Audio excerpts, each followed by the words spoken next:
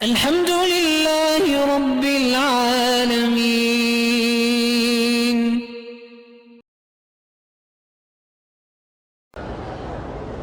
دمے کا مریض روزے کی حالت میں انہیلر استعمال نہیں کر سکتا، چونکہ انہیلر کی جو دوا ہے وہ اندر جاتی ہے۔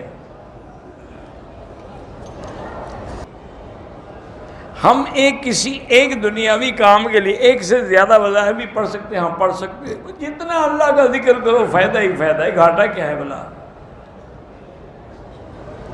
ایک مسلمان خودکشی کرتا ہے وہ کافر نہیں ہے، وہ گناہ گار ہے، وہ انشاءاللہ اس کے لیے بخشش کی دعا کریں۔ کہتے ہیں کہ میں حنفی ہوں، کیا امام ابو یوسف اور امام حسن الشیبانی حنفی تھے؟ تو تم کیسے حنفی؟ اتنے بڑے جاہل ہو کہ وہ دونوں تو امام صاحب کے شاگرد تھے، تو حنفی نہیں تھے تو کیا تھے؟ شافعی تھے۔ انہوں نے تو کتابیں لکھی ہیں ساری حنفیت کی۔ لا حول ولا قوت الا باللہ۔ کہتے ہیں جی کہ ایک ہندو روزانہ کلمہ پڑھتا ہے، کلمہ توحید کا ورد بھی کرتا ہے، اور کہتا ہے کہ یا اللہ یہ میری امانت ہے، مجھے حالت نظم میں واپس کر دیں، تو اسے اللہ کلمہ نصیب کرے گا۔ بالکل، جب پڑھ رہا ہے کلمہ تو اور نصیب کیسے کرے گا؟ وہ مسلمان ہے۔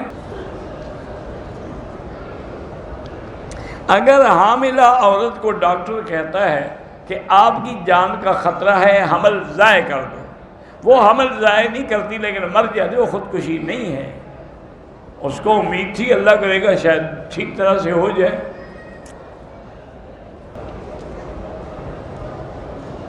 میرے والد نے میری بیوی کے ساتھ نعوذ باللہ بدفعلی کی تو آپ پر حرام ہو گئی، بات ختم، رہ کیا سکتے ہیں اس کے ساتھ؟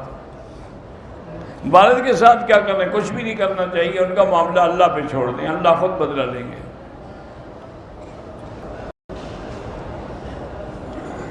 لڑکی کی عمر 25 سال ہے اور 40 سال کے لڑکے سے شادی کرنا چاہتی ہے، 3 سال سے جانتے ہیں، آپس اکثر لڑائی رہتی، تو استخارہ کرے، اگر خیر ہو تو کر لے، نہ ہو تو نہ کرے۔